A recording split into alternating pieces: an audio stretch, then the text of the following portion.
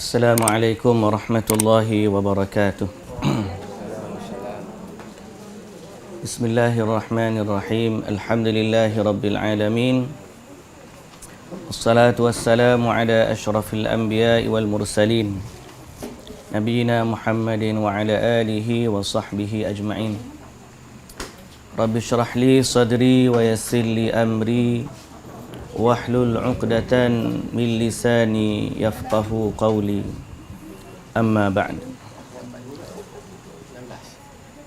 Dah baca dah itu? Tu dah ada tanda tu 13.10 atas. Saya suruh tanda yang akan datang je. Oh gitu. Tapi saya ingat saya dah baca dah itu. Ya, dah baca dah. Hari ni bab 17 kan?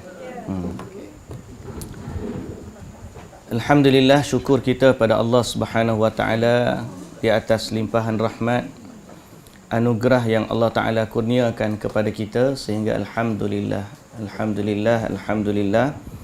pada pagi ini kita dapat bertemu dan dapat menyambung siri kuliah kita membincangkan ayat-ayat Al-Quran dan juga hadis-hadis dari Nabi sallallahu alaihi wasallam berkaitan dengan tauhid ataupun akidah kita, yang mana merupakan kunci yang paling utama dalam hidup kita dan merupakan juga maksud utama diutuskan Nabi kita Muhammad sallallahu alaihi wasallam. Sehingga kalau nak tanya kita apalah keistimewaan Islam yang sebenar, maka jawapan dia adalah pada tauhid. Orang banyak melihat kepada nilai, saya sebut banyak kali dalam kuliah dan saya ulang sekali lagi di sini. Di mana bila kita tengok Jepun tu bersih, kita puji dia. Kita tengok mungkin orang tu jujur, kita puji dia. Kita tengok orang tu mungkin dermawan, kita puji dia. Sehingga dalam keadaan, sebahagian keadaan kita rasa Islam itu rendah nilainya berbanding orang lain. Bab bantuan kemanusiaan lebih dia pada kita. Bab kebersihan lebih dia pada kita. Bab apa lagi? Kecekapan pengurusan lebih dia pada kita. Mungkin sampai bab kejujuran dan juga integriti pun orang kata lebih dia daripada kita. Tapi sebenarnya keindahan Islam yang paling utama bukan terletak pada kebersihan. Kebersihan sebahagian dari iman. Betul. Tapi dia bukanlah kemuncak kepada keimanan. Dan dia bukanlah sesuatu yang boleh dibanggakan di hadapan Allah Azza wa Jalla tanpa didahului dengan keimanan ataupun tauhid. Sehingga siapa-siapa pun yang baik akhlak dia, yang jujur budi pekertinya, yang bersih hidup dia, apabila sampai di sisi Allah Subhanahu wa taala, semua itu tidak akan bernilai andai orang itu tidak beriman kepada Allah.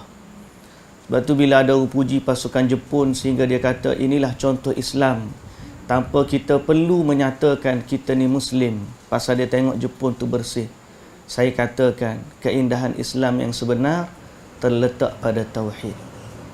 Jadi Jepun walaupun bersih, di sisi Allah tak ada nilai andai dia tidak beriman. Orang yang bantuan kemanusiaan yang banyak seluruh dunia, gereja-gereja buat bantuan kemanusiaan, bantu orang miskin, bantu masa gempa bumi, bantu masa banjir, semua tu di sisi Allah tidak bernilai.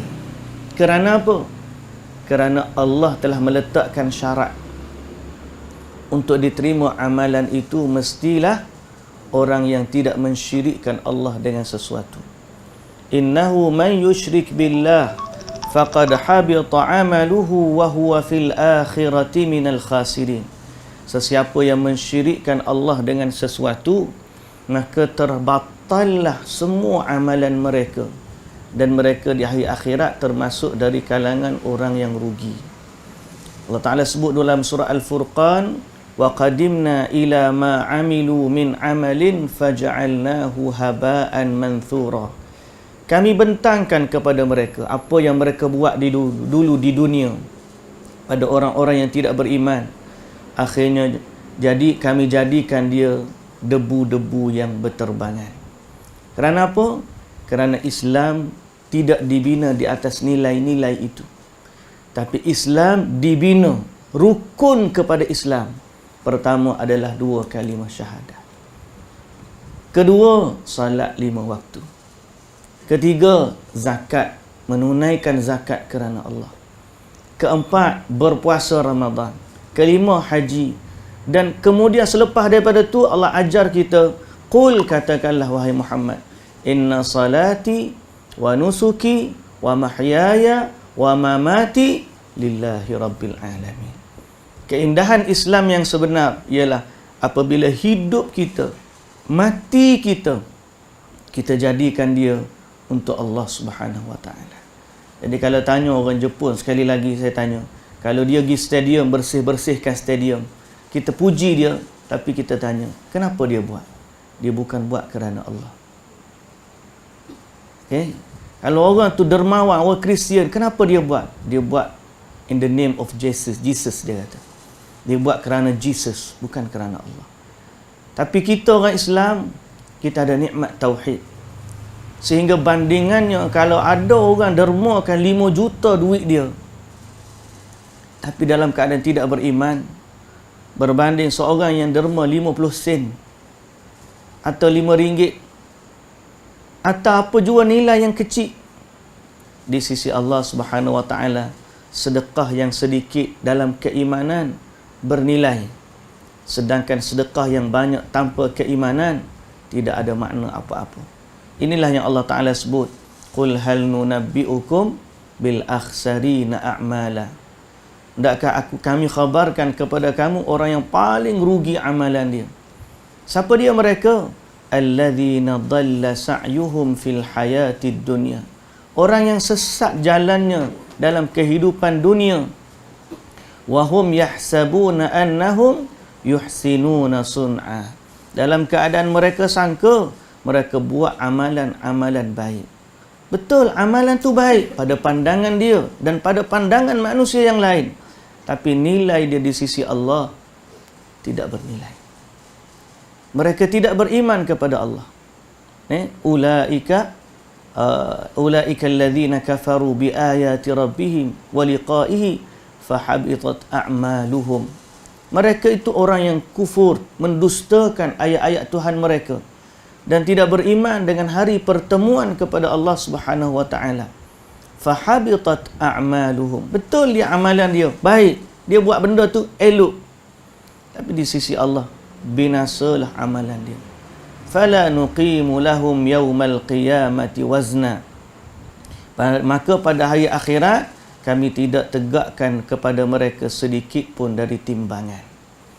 Maka amalan mereka tidak akan ditimbang oleh Allah Subhanahu wa taala. Sebab tu indahnya Islam ialah apabila kita beriman kepada Allah dan kita tahu bahawa Allah lah satu-satunya Tuhan yang berkuasa di hari akhirat. Maka indahnya keimanan kita ialah di dunia ini kita beriman dengan Tuhan yang maha berkuasa dan satu-satunya yang berkuasa di hari akhirat. Adapun selain daripada Allah di dunia orang panggil Tuhan, tapi di akhirat mereka bukan lagi tu Tuhan dan tidak memiliki apa pun untuk membantu pengikut dan penyembah dia. Di sinilah letaknya iman. Di sinilah letaknya tauhid. Bahawa kita menafikan ketuhanan selain Allah dan kita mengisbatkan hanya Allah yang maha berkuasa. Kerana apa? Kerana kita dalam satu perjalanan sampai di sana hanya ada satu yang berkuasa. Maka nak selamat di sana, di dunia juga kita kena mengakui bahawa dialah satu-satunya yang berkuasa di dunia dan dialah satu-satunya yang berkuasa di akhirat. Dialah pencipta syurga yang kita harapkan rahmatnya untuk masuk syurga. Dan dialah pencipta neraka yang kita berlindung dengan kasih sayangnya daripada azab dan kepanasannya. Sebaliknya orang yang tidak kenal Allah di dunia atau tidak mentauhidkan Allah di dunia, maka dia tidak akan selamat di hari akhirat. Kerana semua yang disembah selain dari Allah di dunia tidak akan jadi Tuhan di akhirat. Bila semua makhluk dah mati semua, tiupan sangkakala mematikan semua makhluk, termasuk malaikat, termasuk binatang, manusia, jin, bulan, bintang, semua makhluk mati. Lalu Allah Ta'ala tanya, limanil mulkul yaum. Hari itu Allah Ta'ala bertanya, dalam kematian semua makhluk, Allah Ta'ala tanya, hari ini milik siapa? Tak ada yang jawab. Nak jawab macam mana? Semua dah mati. Lalu Allah Ta'ala jawab sendiri, lillahil wahidil qahar. Hari ini milik Allah, Tuhan yang satu-satunya, dan dialah yang maha perkasa di atas sekalian makhluk-makhluknya. Jadi kita ni biar bahasa moden kita panggil synchronize, biar selari dan ada kesinambungan. Tuhan yang kita nak harapkan rahmatnya di akhirat, maka Tuhan itulah yang kita sembah dan minta kepadanya pertolongan di dunia. Dan kita jangan menyembah sesuatu atau minta tolong dengan sesuatu yang tidak mempunyai sedikit pun kekuasaan di akhirat nanti. Inilah tauhid, dan inilah yang patut kita faham, dan inilah yang patut kita dakwahkan kepada rakan-rakan non-Muslim kita. Sebab kalau kita ajak kepada keindahan Islam dari sudut nilai value yang sebahagian orang tengok, maka mereka tak nampak keindahan Islam yang sebenar. Kalau dia kata bab kebersihan, orang kata orang kafir lagi bersih daripada orang Islam. Dia cerita bab keamanan, negara kafir lagi aman daripada negara orang Islam. Kalau dia cerita tentang harta kekayaan, boleh jadi kekayaan daripada orang kafir lagi hebat. Tapi sebenarnya kekayaan, kemakmuran, teknologi, tamadun dan seumpama dengannya, sedikit pun tidak boleh memberikan manfaat di hari akhirat kelak. Ambil saja contoh Fir'aun. Hebat tak? Sampai hari ini orang puji teknologi dia. Tapi akhirnya kesudahan Fir'aun adalah dalam kemurkaan Allah Subhanahu Wa Taala. Sebab tu sekali lagi, setiap kali kita jumpa, setiap kali kita bahaskan bab tauhid, maka kita rasakan keindahan iman kepada Allah Subhanahu Wa Taala, sehingga kita rasa manisnya tauhid, dan kita rasa bahawa kita nak jaga tauhid ini sampailah kita bertemu dengan Allah Subhanahu Wa Taala. Hadirin dan hadirat yang dirahmati Allah Subhanahu Wa Taala, bab yang kita nak baca hari ini ada kaitan dengan hari akhirat juga, iaitulah bab syafaat. Bab syafaat. Bab syafaat ini, apa maksud syafaat? Syafaat ni pertolongan. Bahasa mudah, syafaat ni pertolongan. Tapi bukan pertolongan yang orang panggil apa? Pertolongan secara langsung. Syafaat ni adalah pertolongan yang kita minta perantara daripada orang yang berkuasa. Kita panggil syafaat kan? Maknanya bantuan pihak ketiga. Bahasa mudah. Syafaat ni, bahasa mudah dia, bantuan pihak ketiga. So ada dua pihak. Pertama yang berkuasa, kedua yang memerlukan bantuan dan pertolongan, dan yang ketiga adalah pihak syafaat, perantara antara yang pertama dengan yang kedua. Itu panggil syafaat. So syafaat ni berlaku di dunia, betul, berlaku di dunia. Bahasa dari sudut bahasanya berlaku di dunia. Contoh, apabila seorang raja, kita nak pergi jumpa dengan dia, tak boleh, lalu kita minta dengan pembesar-pembesar raja, boleh tak kamu sampaikan hajat aku kepada raja? Jadi pembesar itu dah jadi third party untuk kita minta sesuatu dengan sang raja. Jadi third party itu di dunia kita panggil pemberi syafaat. Okey? Boleh jadi dia nak selamat daripada hukuman-hukuman tertentu. Dia kena hukuman penjara, atau dia ada kes mahkamah dan seumpama dengannya. Lalu dia minta bantuan seseorang, pihak ketiga, untuk bantu dia menyelesaikan kes mahkamah dia, atau menyelamatkan dia daripada hukuman, ataupun dia pun sudah dihukum di dalam penjara. Dia bantuan akhir menantikan keampunan, atau dia duduk tidak bantuan akhir sekalipun. Dia duduk dalam penjara, dihukum penjara beberapa tahun, lalu dia mengharapkan pengampunan daripada sang raja. Tapi dia tak boleh jumpa sebab dia duduk dalam penjara. Lalu dia pergi minta dengan siapa-siapa yang ada bantuan pihak ketiga, sampaikan kepada sang raja supaya raja tu mengampuni dia yang ada di penjara. Itu juga dipanggil syafaat. Ya rahamukallah. Tetapi dalam bab tauhid ialah berkaitan dengan syafaat di sisi Allah Subhanahu wa taala. Kita tak cakap soal syafaat dari sudut bahasa dan praktikalnya di sisi sang raja. Kerana raja ni tak ada lah, dia panggil satu je. Dia ada ramai raja. Dan raja-raja ni kita hanya harapkan syafaatnya di dunia. Sedang di hari akhirat bila Allah Ta'ala tanya, aina mulukul ard? Manakah dia raja-raja dunia? Semuanya sepi, tidak menjawab. Kerana apa? Mereka bukan lagi sang raja di akhirat sana. Mereka adalah orang biasa, hamba kepada Allah. Boleh jadi tanggungjawab yang dia pikul, beban yang dia pikul lagi berat daripada beban kita. Kita pikul dosa kita sebab kita ni bukan siapa-siapa. Tapi dia pikul beban tanggungjawab dia seluruh rakyat dia. Dia amanah yang dipertanggungjawabkan. Sebab tu dunia ni nampak seronok. Tapi seorang sahabat Abu Dhar, dia tanya Nabi SAW bab jadi gubernur. Nabi kata innaha la halawah, apa macam tu, betul. Tapi Nabi kata di akhirat sana innaha la nadamah. Akhirat dia adalah hasratun wa nadamah.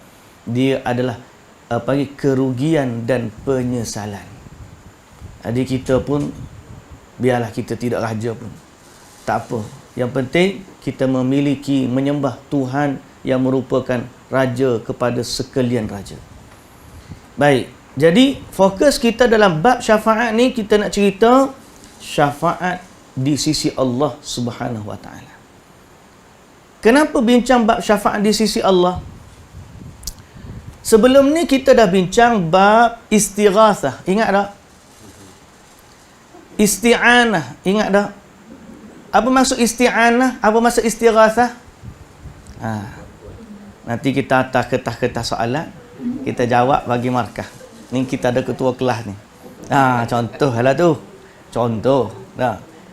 Apa maksud istighatsah dengan isti'anah? Minta pertolongan, minta bantuan dengan selain dari Allah. Apa hukum dia? Kita dah kata tak boleh. Minta tolong dengan selain Allah dalam keadaan mengharapkan atau meyakini bahawa orang tu boleh memberikan syafaat, boleh memberikan kebaikan atau menghalang mudarat kepada dia, maka orang tu telah mengangkat sesuatu yang dia minta kepadanya, itu istighatsah ataupun isti'anah, dia dah angkat setanding dengan Allah Subhanahu wa taala. Tapi ada satu ruang dalam tauhid, iaitu bab syafaat, yang lebih halus daripada istighatsah dan isti'anah. Itulah bab syafaat. Syafaat sehingga dia kata apa? Kami tak meyakini dia yang berkuasa. Kami yakin Allah yang berkuasa. Tapi kami minta kepadanya, mudah-mudahan dia minta kepada Allah. Dia jadi perantara antara kami dengan Allah. Maka dia menganggap pihak ketiga tu berkuasa memberikan syafaat di sisi Allah.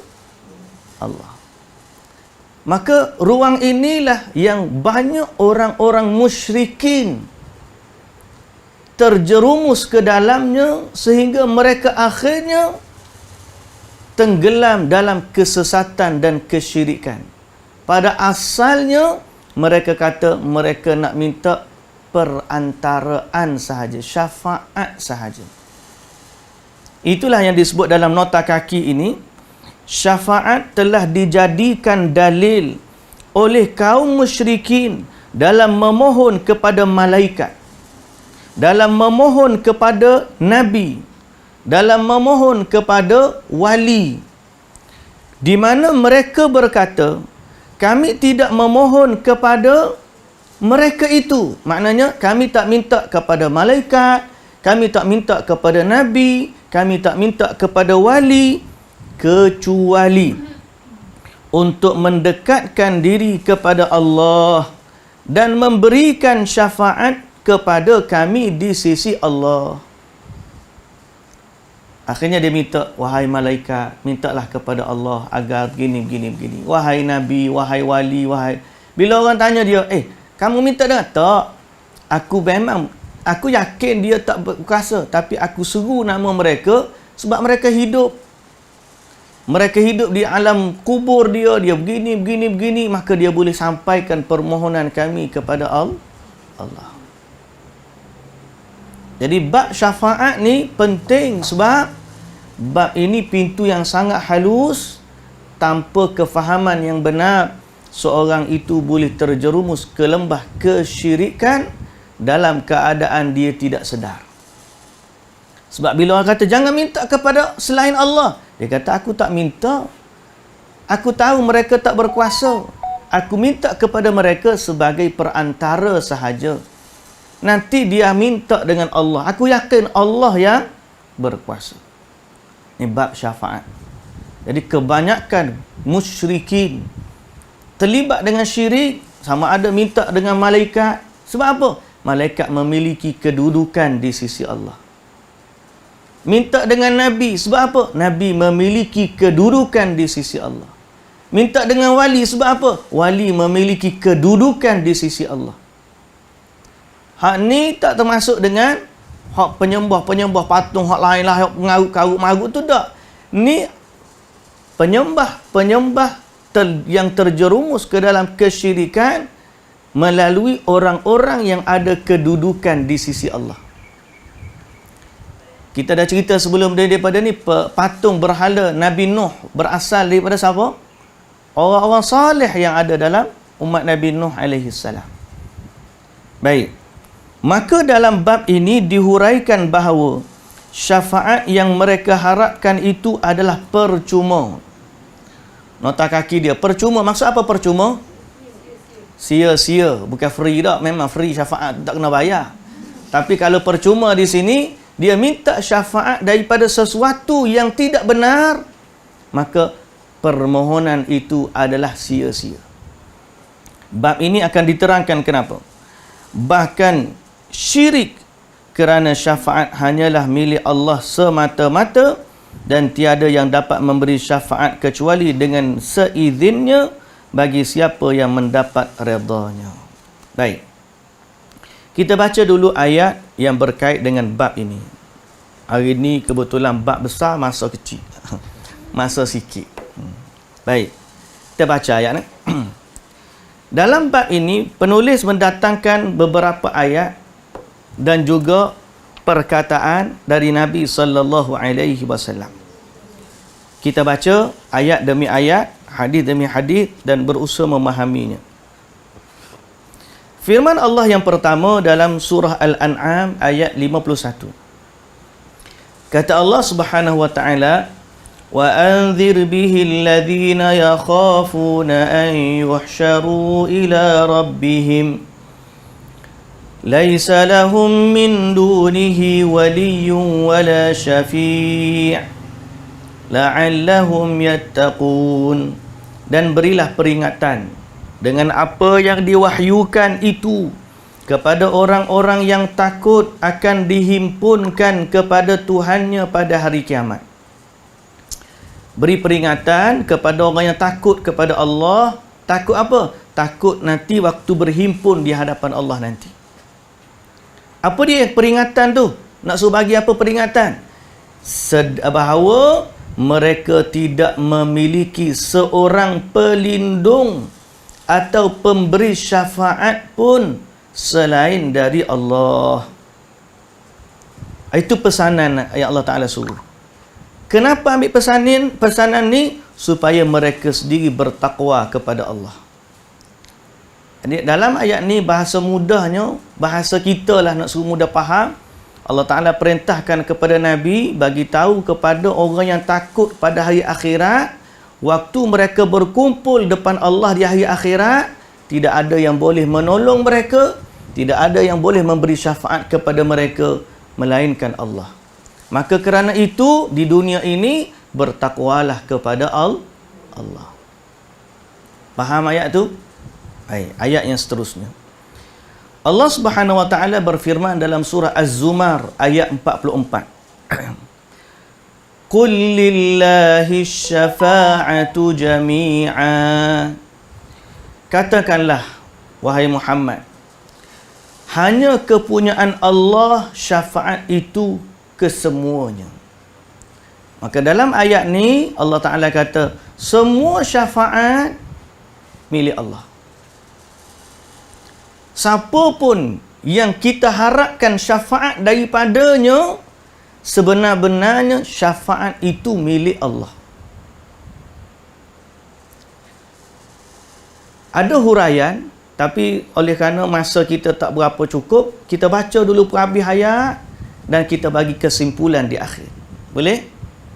Okey, cuma ayat yang kedua ni menyatakan bahawa semua syafaat itu milik Allah. Ayat yang ketiga, Allah Subhanahu wa taala berfirman, "Man dzalladzi yashfa'u 'indahu illa bi'idnih." Tiada siapa yang dapat memberi syafaat di sisi Allah tanpa izin dari Allah. Okey. Ayat yang ketiga cerita tentang syafaat juga, cuma dalam ni ada maklumat tambahan. Ayat pertama maklumat dia tiada siapa yang memiliki syafaat kecuali Allah. Ayat kedua memberi maksud semua syafaat milik Allah. Ayat ketiga ada lagi maklumat tambahan. Apa dia? Okay. Tidak ada yang boleh memberi syafaat melainkan dengan izin Allah. Highlightkan perkataan izin itu. Perkataan izin itu highlightkan. Ayat yang seterusnya. Wa kam min malakin fis samawati wal ard. Wa kam min malakin fis samawati la tughni syafa'atuhum syai'a. لا تغني شفاعتهم شيئا إلا من بعد أن يأذن الله لمن يشاء ويرضى. Dan berapa banyaknya malaikat di langit, syafaat mereka sedikit pun tidak berguna kecuali sesudah Allah mengizinkan bagi orang-orang yang dikehendaki dan diredainya. Maksud ayat, malaikat di langit tu yang orang harapkan syafaat dia, berapa banyak malaikat yang mana syafaat mereka itu tidak berguna sedikit pun kecuali setelah Allah beri izin kepada siapa yang dia redai. Jadi dalam ayat ni gariskan, highlightkan dua perkataan. Yang perkataan pertama, izin. Sesudah Allah mengizinkan bagi orang yang dikehendaki. Perkataan yang kedua, diredainya. Reda. Izin dan juga reda. Baik. Jadi maklumat kita tambahan ayat keempat ada perkataan reda. Ayat ketiga tadi dah izin. Ayat keempat ada izin dan juga reda. Baik. Ayat yang seterusnya surah Saba ayat 22 dan 23. Qul ud'u alladhina za'amtum min dunillah لا يملكون مثقال ذرة في السماوات ولا في الأرض وما لهم فيهما من شرك وما له منهم من ظهير ولا تنفع الشفاعة عنده إلا لمن أذن له. Katakanlah, serulah, panggillah mereka yang kamu anggap sebagai Tuhan selain Allah itu, dan mereka tidak memiliki kekuasaan sebesar zarah pun di langit dan di bumi, dan mereka tidak mempunyai sesuatu saham pun dalam penciptaan langit dan bumi, dan sekali-kali tidak ada di antara mereka yang menjadi pembantu bagi Allah Subhanahu wa taala. Dan tiadalah berguna syafaat di sisi Allah melainkan bagi orang-orang yang telah diizinkannya memperolehi syafaat itu. Okey. Jadi ayat yang ke-5 tadi. Ni ayat yang ke-5. Allah Subhanahu wa taala mengatakan, selain daripada Allah, Tuhan yang kamu sembah selain daripada Allah itu tidak memiliki sedikit pun kekuasaan.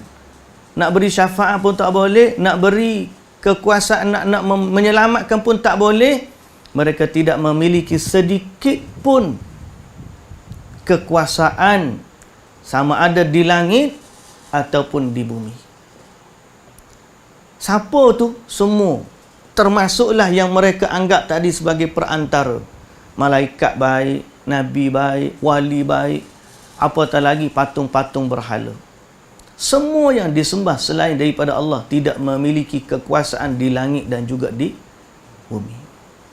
Baik, sambungan lagi. Jadi kita ada berapa ayat? 5 ayat. Okey. 1, 2, 3, 4, 5. Tanda nombor dia. Ingat nombor dia. 1, 2. Lepas ni kita akan huraikan berdasarkan ayat pertama, ayat kedua, ayat ketiga, ayat keempat dan ayat kelima. Sambungan. Abul Abbas mengatakan, Allah telah menyangkal segala hal yang menjadi tumpuan kaum musyrikin selain dirinya sendiri, dengan menyatakan bahawa tidak seorang pun selain Allah mempunyai kekuasaan atau sebagainya atau pembantu kepada Allah. Adapun tentang syafaat, maka telah ditegaskan oleh Allah bahawa syafaat ini tidak berguna kecuali bagi orang yang telah diizinkan Allah untuk memperolehinya, sebagaimana firman-Nya, wala yashfa'una illa liman irtada, dan mereka tiada memberi syafaat melainkan kepada orang yang diredai oleh Allah. Syafaat yang diperkirakan oleh kaum musyrikin inilah yang tidak ada pada hari kiamat, sebagaimana dinyatakan oleh Al-Quran dan diberitakan oleh Nabi sallallahu alaihi wasallam, annahu ya'ti fayasjudu li rabbih wa yahmaduhu la yabda'u bisyafa'ati awwalan thumma yuqalu lahu irfa' ra'saka wa qul tastusma' wasal tu'ta washfa' tushaffa'. Maksudnya, Nabi sallallahu alaihi wasallam memberitahu dalam hadis yang panjang cerita tentang syafaat, bahawa beliau atau baginda pada hari kiamat akan datang bersujud kepada Allah dan mengaturkan segala puji kepadanya. Beliau atau baginda tidak langsung memberi syafaat terlebih dahulu.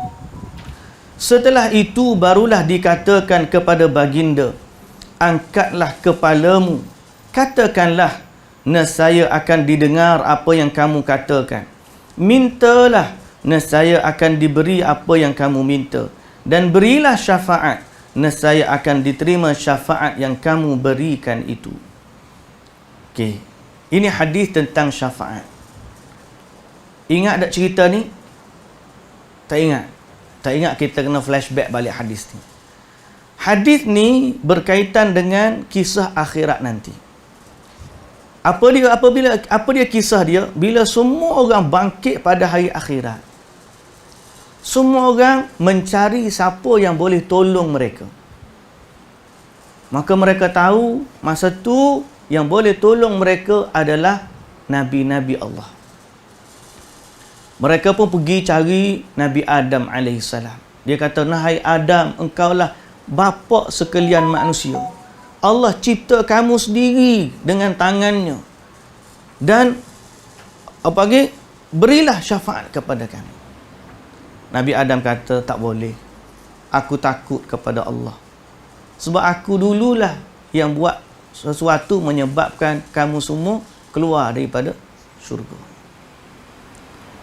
Habis Nabi Adam tak boleh tolong, pergi minta pulak dengan Nabi Nuh AS. Minta dengan Nabi Nuh, "Wahai Nuh, tolong kami. Engkaulah Rasul yang pertama." Nabi Nuh kata, "Tak boleh. Aku takut kepada Allah. Dulu aku pernah buat salah." Salah apa Nabi Nuh? Fikir, salah apa Nabi Nuh? Nabi Nuh dia minta dengan Allah supaya Allah tolong anak dia. Sehingga Nabi Nuh kata, "Allah, kamu janji kamu nak tolong keluarga aku." Allah Ta'ala tegur Nabi Nuh AS. "Innahu laysa min ahlik. Innahu amalun salih." Dia bukan anakmu. Dia bukan orang yang salih. "Fala tas'al lima laysa laka bihi ilm." Jangan minta dengan aku sesuatu yang kamu tak ada ilmu, pengetahuan tentangnya. Allah tegur Nabi Nuh. Nabi Nuh sampai akhirat nanti ingat teguran tersebut. Dia kata, "Aku takut kepada Allah." Kita cari kesalahan Nabi ni berasa tak jumpa. Dia ada satu ataupun dua. Tapi dengan satu dan dua tu, dia takut kepada Allah dengan ketakutan yang teramat-amat sangat. Kita sebaliknya, kalau cari kebaikan, mungkin kita tak tahu ada atau satu dua hak Tuhan terima. Tapi hak confirm kesalahan kita banyak. Tapi dalam masa tu kita masih rasa, aku insya-Allah hari akhirat settle, beres. Terbalik. Semoga Allah Ta'ala memberikan kepada kita rasa takut kepada Allah yang sebenar-benarnya. Nabi Nuh tak boleh tolong. Pergi jumpa pula dengan Nabi Musa AS. Atau Nabi Ibrahim. Minta dengan Nabi Ibrahim AS. Nabi Ibrahim kata, "Tak boleh. Aku pun takut kepada Allah." Pasal apa? Dia teringat dia dulu pernah tipu 3 kali. Tapi sebenarnya dia bukan tipu. Dia cakap tu benar, cuma orang faham tu lain. Bila orang ajak pergi sembah patung berhala, dia kata, "Aku sakit." Dia tak nak pergi. Sakitlah. Sakit dari sudut akidah, bukan sakit dari sudut jasad ni, sakit dari sudut sakit hati. Dari sudut akidah. Lepas tu yang kedua, bila orang tanya, siapa dia pecahkan patung berhala ni? Dia kata, "Tanya Ustaz tu, kapak duk dia." Kemudian dalam perjalanan dia, bawa Siti Sarah tu, isteri dia. Bila raja tengok berkenan, raja tanya, "Siapa dia?" Dia kata, "Saudaraku." Yakni saudara seagama. Tapi raja bila dengar adik-beradik, dia tak kacau. Kalau dengar bini, isteri, dia akan ganggu. Dan Nabi Ibrahim AS dengan 3 tu rasa takut kepada Allah. Dia kata, "Hari ni aku tak boleh tolong." Kita kalau bahas tu, Allahu Akbar, mulut kita ni macam-macam. Nganak sendiri pun tak terhitung dah banyak mana kita cakap tak serupa bikin kan. Tapi Nabi Ibrahim akhirnya surrender tadi. Minta pula dengan Nabi Musa AS. Pergi minta dengan Nabi Musa. Nabi Musa kata, "Tak boleh, aku tak boleh. Aku takut kepada Allah. Sebab dulu aku pernah membunuh seorang bangsa Qibti dulu kan. Zaman dia tolong orang. Dia tolong orang, kaum dia. Akhir sekali dia terpukul mati orang Qibti tersebut. Sehingga Fir'aun dah mari kejar dia. Dia pun takut kepada Allah hari ini. Dia kata, "Aku tak boleh tolong." Gilah minta dengan Nabi lain. Pergi cari Nabi Isa AS. Nabi Isa pun tak boleh tolong. Tapi tidak disebut dalam hadis alasan apa dia. Sehinggalah aku jumpa dengan Nabi Muhammad sallallahu alaihi wasallam. Bila jumpa dengan Nabi Muhammad sallallahu alaihi wasallam, Nabi Muhammad kata ana laha. Akulah yang boleh bagi syafaat. Ataupun akulah yang boleh tunai, ataupun akulah yang tepat dengan permintaan kamu. Tapi Nabi masa tu, Nabi tidak memberikan syafaat secara terus. Ini poin daripada hadis ni. Sebaliknya Nabi pergi bersujud kepada Allah, puji Allah dengan puji-pujian yang tidak pernah dipuji Allah dengan seumpama dengannya. Setelah lama Nabi sujud dan lama Nabi puji, barulah Allah Ta'ala kata dalam hadis ni, angkatlah kepalamu. Katalah apa yang kamu nak kata, akan didengar perkataanmu. Mintalah apa yang kamu nak minta, nescaya akan ditunaikan permintaanmu. Berilah syafaat, maka masa tu barulah Allah Ta'ala izinkan Nabi memberi syafaat. So kisah hadis ni menunjukkan poin dia apa dia? Nabi tidak mendahului dengan syafaat, sebaliknya Nabi minta dengan sujud. Nabi sujud dulu kepada Allah. Setelah Allah izin, barulah Nabi bagi syafaat. Tally tak dengan ayat hak kita baca tadi, hak yang kita gariskan tentang izin? Ayat yang ketiga, ayat yang keempat. Betul tak? Sebab apa? Ayat yang kedua bagi tahu syafaat itu semuanya milik Allah. Bukan milik Nabi. Nabi tidak memiliki syafaat. Sebaliknya yang memiliki syafaat adalah Allah. Nabi minta izin kepada Allah. Kalau Allah tak izin kepada Nabi, boleh tak Nabi bagi syafaat? Tak boleh. Dan begitulah semua pemberi syafaat yang lain. Sambungan. Abu Hurairah radhiyallahu anhu telah bertanya kepada Nabi sallallahu alaihi wasallam, siapakah orang yang paling beruntung dengan syafaatmu? Jawab Nabi sallallahu alaihi wasallam, man qala la ilaha illallah khalisan min qalbihi, iaitu orang yang mengucapkan la ilaha illallah dengan ikhlas dari hatinya. Syafaat yang ditetapkan ini adalah syafaat untuk ahli ikhlas wat tauhid. Garis yang ni pula. Hadis Nabi yang kedua ini, pertama hadis bab syafaat besar tadi kan. Hadis yang kedua ni, so kita panggil ni hadis pertama, hadis kedua. Tadi ayat pertama, ayat kedua, ayat ketiga, ayat keempat, ayat kelima. Ni nombor dia hadis pertama dan hadis kedua. Ingat dalam kepala kita. Hadis yang kedua ni Nabi bagi tahu bila Abu Hurairah tanya, siapa yang paling bahagia dengan syafaatmu? Maknanya orang yang akan menerima syafaatmu di hari akhirat nanti dan dia bahagia dengan syafaat itu. Siapa dia? Nabi bagi tahu ialah orang yang ikhlas dan bertauhid. Orang yang kata la ilaha illallah dengan ikhlas dari hatinya. Maknanya dia ada tauhid dan dia ikhlas. Penulis kita sebut ahlul ikhlas wat tauhid, iaitu orang yang mentauhidkan Allah dengan memurnikan ibadah kepadanya dengan seizin Allah, bukan untuk mereka yang berbuat syirik kepadanya. Dan pada hakikatnya Allah lah yang melimpahkan kurnianya kepada ahlul ikhlas wat tauhid dengan memberikan keampunan, maghfirah kepada mereka melalui doa orang yang diizinkan oleh Allah untuk memperolehi syafaat, untuk memuliakan orang ini dan memberikan maqam mahmud, kedudukan yang terpuji. Jadi syafaat yang dinyatakan tidak ada oleh Al-Quran ialah apabila ada sesuatu syirik di dalamnya. Jadi syafaat, kalau ada berlaku syirik, tidak akan berlaku syafaat itu. Okay? Tidak akan berlaku di pihak pemberi syafaat dan tidak akan berlaku di pihak penerima syafaat.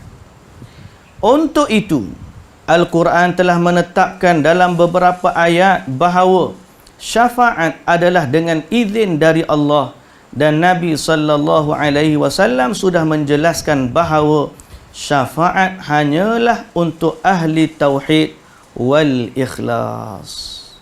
Habis. Kandungan bab ini baca sendiri. Sekarang ni huraian, baru masuk huraian. Tu baca nas-nas baru.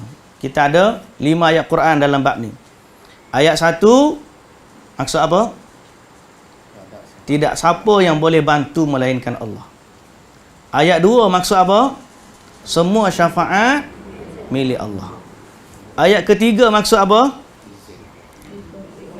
Dia akan berlaku dengan izin dari Allah. Ayat keempat maksud apa? Izin dan redha. Okey? Dan ayat yang kelima, semua yang disembah selain Allah tidak lagi memiliki kuasa, tidak memiliki sedikit pun kekuasaan di langit dan juga di bumi. Kita ada 2 hadis. Hadis yang pertama cerita Nabi SAW memberikan syafaat di akhirat dan Nabi memulakan dengan sujud dan puji kepada Allah, lalu akhirnya Allah izinkan Nabi. Hadis yang kedua cerita tentang apa? Orang yang layak menerima syafaat ialah orang yang bertauhid kepada Allah dan ikhlas kepada Allah. Sebab tu kita panggil kitab kita ni cerita tentang tauhid berdasarkan Quran dan sunnah, Quran dan hadis. Sebab ini adalah sumber yang paling utama dalam agama kita. Nak tahu tentang agama, inilah dia sumber dia. Quran, hadis. Quran, hadis. Bukan dengan perkataan siapa-siapa. Baik, berbalik kepada isu syafaat. Ada beberapa poin-poin yang kita boleh susun berkaitan dengan bab syafaat. Yang pertama,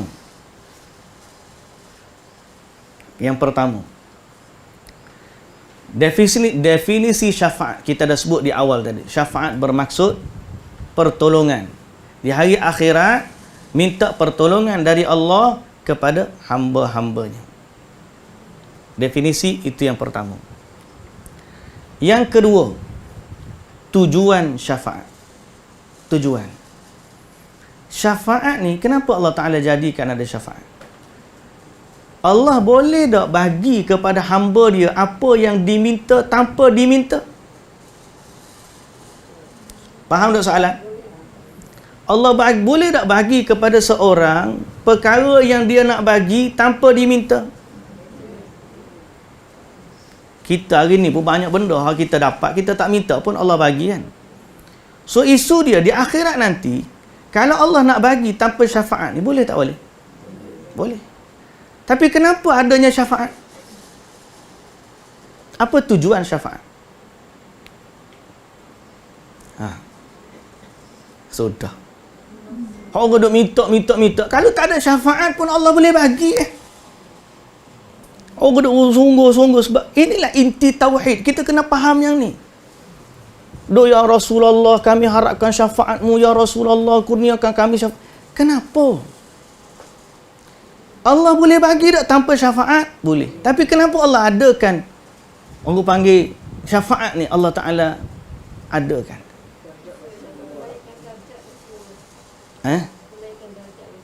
Ada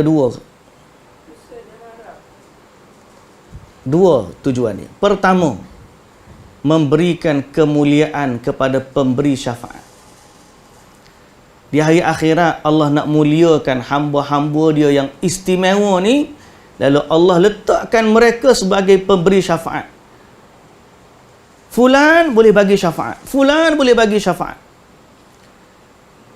Dan kemuliaan ini Allah bagi kepada siapa? Dia akan berkait siapa pula pemberi yang boleh memberi syafaat ni. Tapi kita tangguh kemudian. Syarat tujuan dia pertama, memberi kemuliaan kepada pemberi syafaat. Dan yang kedua, memberi manfaat kepada penerima syafaat. Allah yang memberikan manfaat. Tapi sebab tu Allah yang berkehendak dengan syafaat. Syafaat ni milik Allah. Allah Ta'ala bagi dengan tujuan apa? Satu, sebab Allah nak muliakan pemberi syafaat. Kalau tanpa pemberi syafaat pun boleh berlaku apa yang Allah Ta'ala nak bagi. Tapi kerana di hari akhirat Allah nak memuliakan dia. Boleh faham? Macam kita lah bagi contoh ni. Tapi walillahil mathalul a'la. Allah ni dia maha tinggi daripada segala contoh. Tak layak dia disamakan dengan mana-mana makhluk. Tapi nak suruh bagi kita boleh faham. Okey? Contoh kita kata,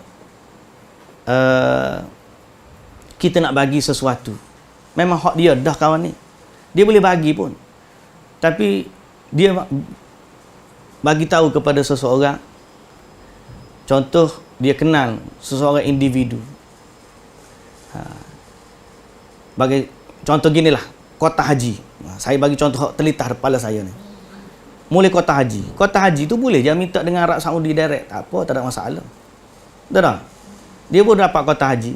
Tapi bila dapat kota haji, dia kata kepada siapa-siapa hak ada kedudukan di sisi kedutaan Arab Saudi, ambil kota ni dibagi kepada hak tu, orang je minta tu. Atau kalau dia nak buat surat melalui kamu dan sebagainya, dia boleh bagi je. Tapi bila dia buat macam tu, orang pun nampak, oh dia ni ada kedudukan di sisi kedutaan Arab Saudi. Contoh. Jadi Allah boleh bagi tak? Boleh. Tanpa syafaat boleh? Boleh. Tapi Allah Ta'ala berkehendak memberi kemuliaan kepada pemberi syafaat.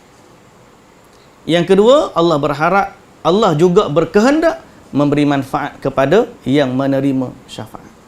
Poin yang ketiga, lepas daripada tujuan, siapa yang boleh bagi syafaat? Lepas daripada kita faham nombor 2 tadi, siapa yang Allah akan bagi kemuliaan di hari akhirat nanti memberi syafaat? Siapa? Nombor pertama, paling utama, nombor 1, Rasulullah sallallahu alaihi wasallam, Nabi Muhammad sallallahu alaihi wasallam. Nombor 2, sekalian mereka yang beriman kepada Allah, termasuklah malaikat, orang-orang soleh. Bila kita sebut orang soleh tu, termasuklah penghafal Quran, orang yang mujahid fi sabilillah, orang dermawan, orang-orang yang memiliki kedudukan di sisi Allah. Orang soleh ni, kita sebut 2 tu memudahkan kita untuk perbahasan yang seterusnya. 2, yang pertama Nabi sallallahu alaihi wasallam, Nabi Muhammad. Yang ketiga, semua orang-orang yang ada kedudukan di sisi Allah, termasuklah malaikat, para nabi yang lain, para rasul yang lain, orang-orang yang beriman, ahli Quran, ahli jihad, ahli sedekah, semua kita letakkan dalam satu kategori, iaitu orang-orang yang ada kedudukan di sisi Allah Subhanahu wa taala. Kalau orang tanya kenapa dipisahkan Nabi Muhammad, sebab Nabi Muhammad memiliki yang lebih special daripada yang lain. Okey, 2 kategori. 1 kategori Nabi Muhammad, yang kedua orang-orang soleh. Jadi malaikat boleh bagi syafaat tak? Boleh. Mana kita tahu? Ayat nombor berapa sebut tentang malaikat tadi? Wa kam mim malakin fis samawati wal ard. Ayat yang keempat. Tengok ayat yang keempat. Wa kam mim malakin fis samawati la tughni syafa'atuhum syai'a. Allah Ta'ala kata, dan berapa banyak malaikat di langit, syafaat mereka tidak sedikit pun berguna kecuali sesudah diizinkan oleh Allah. Maknanya malaikat boleh bagi syafaat tak?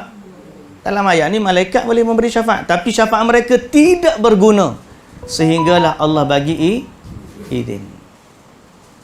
So kita faham malaikat boleh bagi syafaat, kita faham Nabi Muhammad boleh bagi syafaat, nabi-nabi lain boleh bagi syafaat, orang beriman boleh bagi syafaat. Mana kita faham orang beriman boleh bagi syafaat? Sudah. Hadis salat jenazah, Nabi SAW sebut, kalau orang tu mati, disalatkan oleh 40 orang, Allah bagi kepada dia, dengan sebab doa mereka, Allah bagi kebaikan kepada si mati. Betul tak? Jadi itu dalam bentuk syafaat, memberi kebaikan di sisi Allah Subhanahu wa taala, sebab Nabi SAW gunakan lafaz tersebut. Baik. Siapa memberi syafaat? Dah. Jenis-jenis syafaat pula. Jenis-jenis syafaat. Ada berapa jenis syafaat? Okey, sorry. Belum sampai. Siapa yang memberi syafaat tadi kan? Poin yang seterusnya, siapa pula yang menerima syafaat? Kita dah tahu siapa pemberi syafaat. Siapa yang akan menerima syafaat pula? Hadis yang kedua kita baca tadi, Abu Hurairah tanya Nabi SAW, siapa yang boleh terima syafaatmu akhirat? Nabi sebut apa? Ahli tauhid dan ikhlas, orang beriman kepada Allah sahaja yang boleh menerima syafaat. Orang yang tak beriman kepada Allah, dia tidak akan dapat syafaat sedikit pun. Dia tidak akan keluar daripada neraka, bahasa mudah. Walau apa pun keadaannya, tak ada siapa pun yang boleh keluarkan dia daripada neraka. Sebab syafaat diharapkan untuk memberi, untuk apa panggil, mendatangkan manfaat dan menghilangkan mudarat. Okey, syafaat ni. Baik. Apabila berlaku syafaat, orang menerima kita dah tahu dah. Apabila berlakunya syafaat, apa yang berlaku, apa yang terjadi, tujuan kita faham dah tadi, tapi apa yang dimaksudkan dengannya ialah nak masuk syurga dan nak selamat daripada neraka. Tu je cerita akhirat. Akhirat ni cerita dia nak masuk syurga, nak selamat daripada neraka. Tu je. Jangan fikir hal lain. Tak ada dah hal lain. Tak ada kata boleh dah aku nak duduk luas jadi pihak berkecuali. Tidak syurga, tidak neraka. Sorry, tak ada. Tak ada yang berkecuali. Sama ada syurga atau neraka. Dua tu je. Jadi bila hari akhirat nanti, syafaat diharapkan oleh manusia ni untuk masuk syurga dan untuk selamat daripada api neraka. Kerana itu dia ada 6 kategori, Dia ada 6 kategori syafaat. 3 kategori, 3 jenis khas untuk Nabi Muhammad sallallahu alaihi wasallam.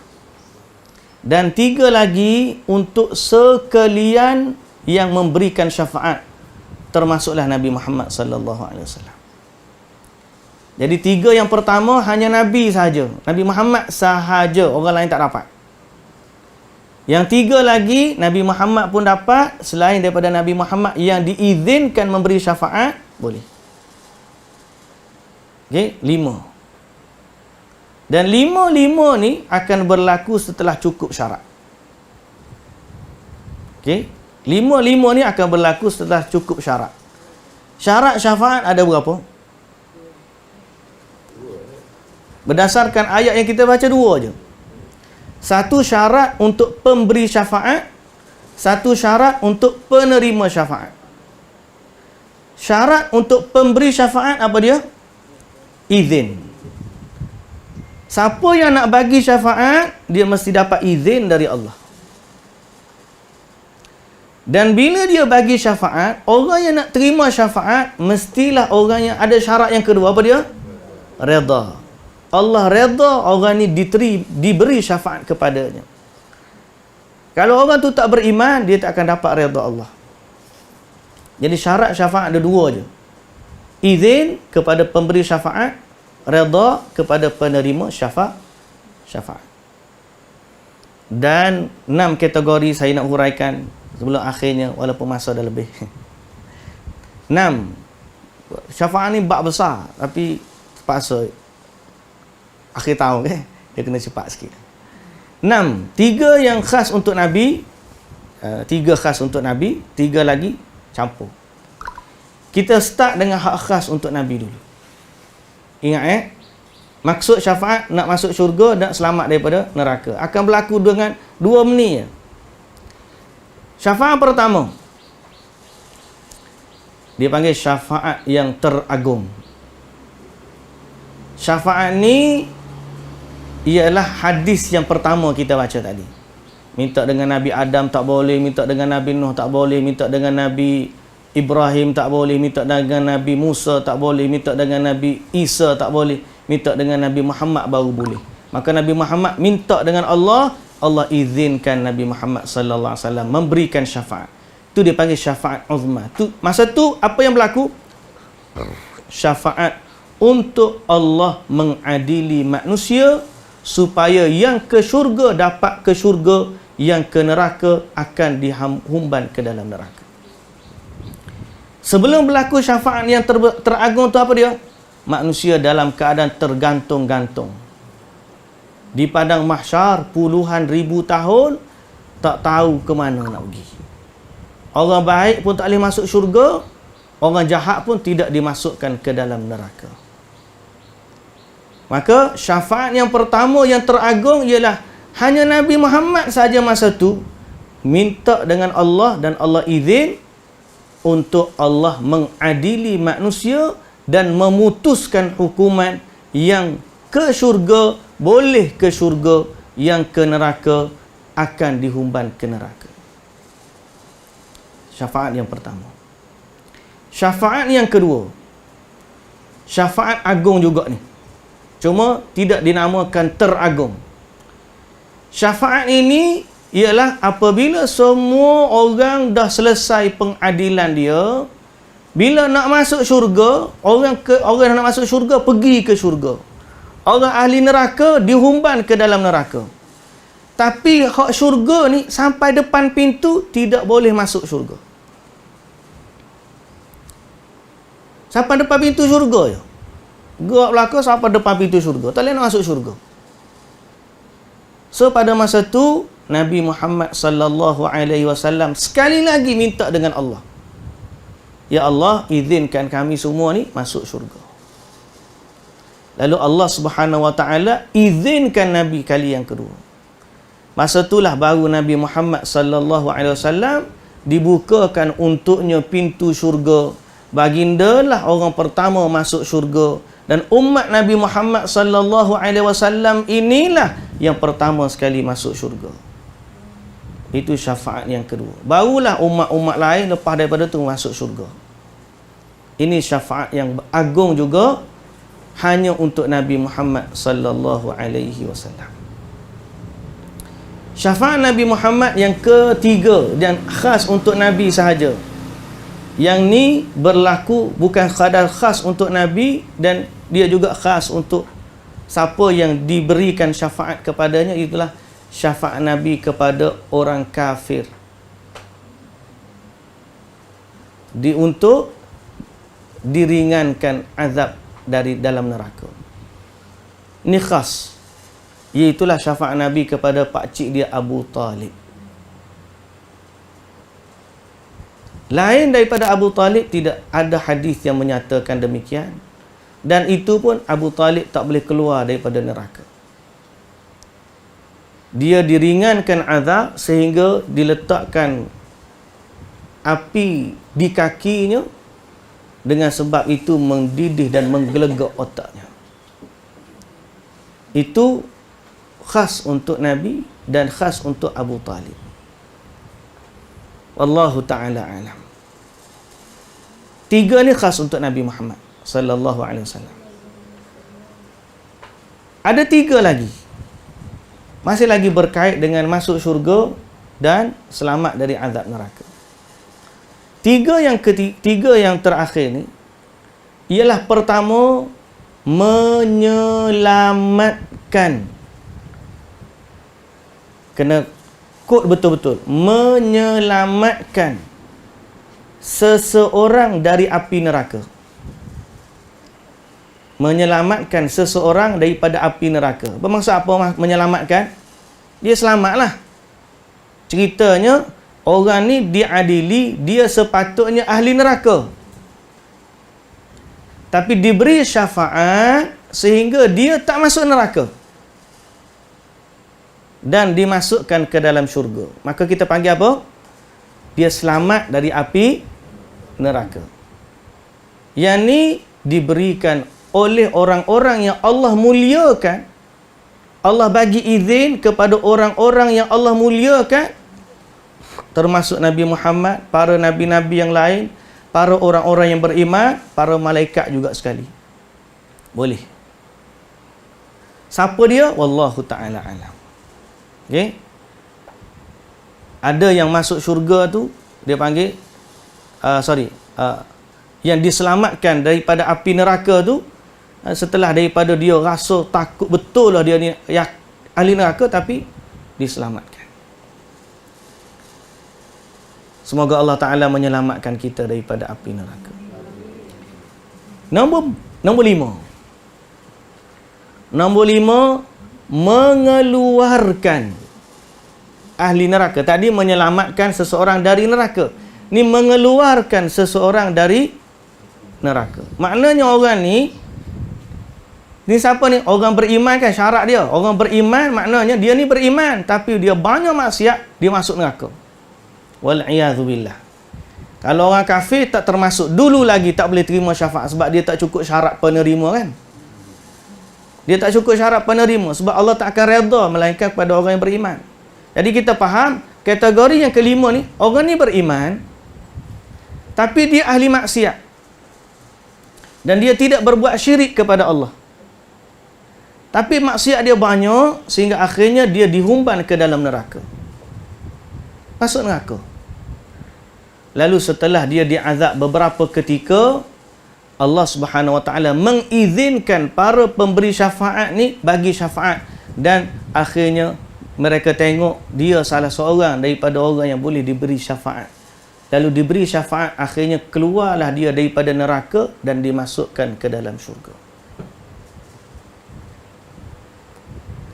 Yang ni kalau berikut hadis ada beberapa kali, bukan sekali, bukan dua kali, beberapa kali, banyak kali. Sehingga akhirnya mula-mula dikeluarkan orang yang ada 1 dinar, seberat dinar daripada hati dia iman kepada Allah. Kemudian sedikit lagi kurang sehingga akhir sekali dikeluarkan orang yang ada dalam hatinya walau sebesar zarah dari iman, maka dikeluarkan daripada neraka. Okey, berperingkat-peringkat lah.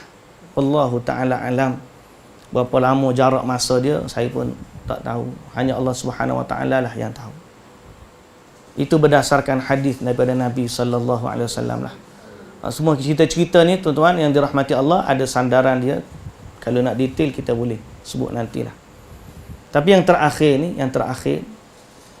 syafaat yang terakhir, yang keenam lah, ialah syafaat ni kepada orang yang beriman yang sudah masuk syurga.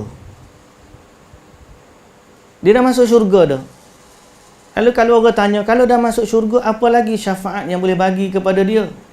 Ada satu lagi bentuk syafaat, iaitulah meninggikan darjat seseorang yang sudah masuk syurga di dalam syurga.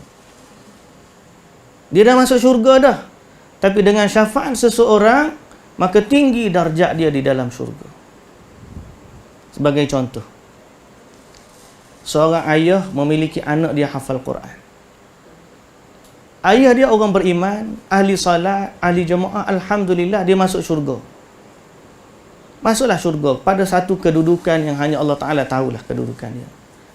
Kemudian anak dia pula betul soleh, juru supaya ayah dia. Cuma anak dia ada kelebihan. Anak dia ni ahli syurga, dia ahli Quran, dia baca Quran, baca dalam Quran, darjat dia lagi tinggi daripada ayah dia. Maka Allah Subhanahu Wa Ta'ala, bila Allah Ta'ala izinkan pemberi syafaat, boleh jadi masa tu anak dia salah satu dah orang yang diizinkan oleh Allah, maka anak tu kata, ya Allah, ayah aku tu, maka Allah Ta'ala angkat kedudukan ayah dia duduk bersama dengan anaknya di dalam syurga. Lalu tinggilah darjat si ayah setelah daripada diberi syafaat oleh si anak. Boleh jadi seorang suami kepada isterinya, boleh jadi isteri kepada suaminya, boleh jadi. Suami dia hantar isteri dia sampai P2 je mari kuliah. Contoh. Dia kata, awak nak pergi kuliah, saya boleh hantar je, saya tak boleh tunggu, baik saya duduk rumah, dia kata. Tak apalah abang pergilah mana-mana pun, hantar saya pun tak apa dah. Pasal biasa perempuan dia rajin kuliah sikit kan. Dia marilah. Mari duduk dengan kuliah, suami dia pergi. Takdir Allah, wallahu ta'ala alam lah ni. Kita andaikan saja. Akhirat nanti kedudukan isteri lagi tinggi daripada suami dalam syurga. Tapi antara kemuliaan Allah dalam syurga, dia akan satukan kembali. Keluarga ni akan bersama dalam syurga. Maka Allah Ta'ala angkat kedudukan si suami sama dengan darjat isterinya dalam syurga. Begitu juga sebaliknya. Kalau seorang isteri, dia orang biasa-biasa, tapi kedudukan dia ni, dia biasa. Suami dia ni ahli syurga. Yang seorang isteri kepada Nabi Saudah radhiyallahu anha. Saudah ni siapa apa ikat, tak apalah, yang penting aku jadi isteri Nabi lah. Biarlah bahagian aku tak dapat, aku bagi bahagian aku kepada Aisyah radhiyallahu anha. Daripada 9 isteri Nabi tu ada seorang Saudah, dia bagi giliran dia kepada Aisyah. Dia tak dapat giliran pun tak apa, sebab dia nak dapat kemuliaan sebagai isteri Nabi. Hari akhirat, kedudukan dia duduk mana? Bersama dengan Nabi SAW. Sebab dia isteri Nabi. So, orang-orang soleh, dia ada isteri-isteri dia, Allah Ta'ala angkat kedudukan tinggi bersama dengan pasangan masing-masing. Boleh jadi suami lebih tinggi, boleh jadi isteri lebih tinggi, boleh jadi anak lebih tinggi, boleh jadi kawan pun. Tengok-tengok mana kawan aku dulu, aku rajin kawan dengan dia. Tengok tak ada. Sama ada tak ada tu duduk dalam syurga bawah ataupun duduk dalam neraka, maka bila dia minta kepada Allah, ya Allah izinkan aku. Akhir sekali Allah izinkan dan kedudukan dia boleh diangkat tinggi darjat dalam syurga atau dikeluarkan daripada neraka. Inilah isbab syafaat. Dan kadang-kadang muslimin dan muslimat yang dirahmati Allah, kategori yang kedua saya sebut tadi, selain daripada Nabi, boleh juga berlaku dengan syafaat. Saya sebut tadi syafaat Al-Quran. Termasuk yang memberi syafaat adalah Al-Quran. Termasuk yang memberi syafaat adalah puasa. Amal-amal ibadat ni boleh memberikan syafaat kepada kita. Quran kata, ya Allah, dia ni dulu tak tidur duk baca aku, izinkan aku nak bagi syafaat kepada dia. Puasa kata, ya Allah, dia dulu lapar di dunia sebab aku, boleh tak aku nak bagi syafaat kepada dia? Maka Allah izinkan Quran bagi syafaat. Allah izinkan puasa memberi syafaat kepada orang-orang yang berpuasa dan baca Quran. Jadi bab syafaat ni sangat-sangat istimewa. Tapi kita kembali kepada conclusion akhirnya, di saat kita minta syafaat, minta dengan Tuan empunya dia. Apa dia? Siapa dia? Allah Subhanahu Wa Taala. Sebab tu salah besarlah siapa yang pergi ke kubur Nabi, tadah tangan menghadap pada Nabi, ya Rasulullah, kurniakan kepada aku syafaatmu di hari akhirat. Maka ini adalah kesalahan yang besar di sisi Allah, kerana dia telah meminta syafaat daripada Nabi, sedangkan syafaat itu milik Allah. Habis itu kena macam mana? Minta dengan Allah, ya Allah, kurniakanlah kepada kami syafaat Nabi-Mu. Itu yang betul. Hari ni ada orang nasyid minta dengan Rasulullah, Allah, Allah, arithna ya Rasulullah. Allah, Allah, tolong kami wahai Rasulullah. Tak boleh minta dengan Nabi, sebab minta ni hanya kepada Allah. Syafaat ni milik Allah. Jadi siapa yang nak syafaat di hari akhirat, tolong sangat-sangat, kalau dia minta dengan Nabi, dia akan membatalkan syarat syafaat dia. Sebab apa? Sebab bila dia berbuat syirik kepada Allah, secara automatik hilang kelayakan dia sebagai orang penerima syafaat. Sebab Nabi kata tadi dalam hadis yang kedua, bila Abu Hurairah katanya, siapa bahagia dengan syafaatmu? Orang yang kata la ilaha illallah dengan ikhlas. La ilaha illallah bererti dia tidak menyembah di dunia ini melainkan Allah. Termasuklah menyembah itu adalah minta doa. Kita dah bahaskan sebelum daripada ni. Jadi kalau tiba-tiba fulan, orang tu dia kata, bukan kita katalah, dia kata, ya Rasulullah, syafaatkan kami. Ya Rasulullah, kami mohon syafaatmu. Ya Rasulullah, minta dengan Rasulullah. Maka dia telah membatalkan kelayakan dia sebagai penerima syafaat. Sebaliknya dia kena kata macam mana? Ya Allah, Engkaulah Tuhan yang memiliki segala syafaat. Ya Allah, Engkaulah yang tidak berlaku pun syafaat melainkan dengan izin-Mu. Ya Allah, Engkaulah Tuhan yang tidak ada seorang pun layak menerima syafaat melainkan dengan redha-Mu. Ya Allah, jadikanlah kami orang yang layak menerima syafaat di hari akhirat, dan kurniakanlah kepada kami syafaat Nabi-Mu Muhammad sallallahu alaihi wasallam. Lagu tu ayat kita minta dengan Allah syafaat.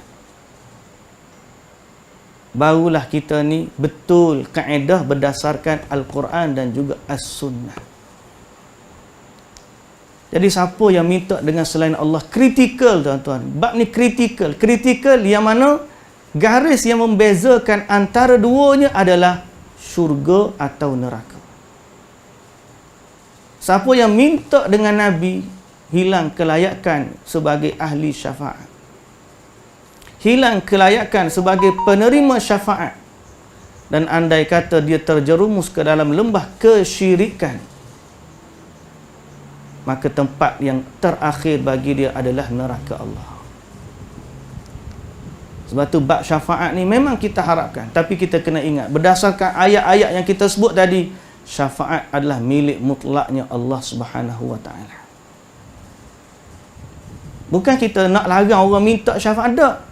Kita nak ajak mintalah dengan cara yang betul, kepada pihak yang benar, dan agar kita tidak hilang kelayakan sebagai penerima syafaat, iaitu mintalah kepada Allah, pemilik sekalian syafaat.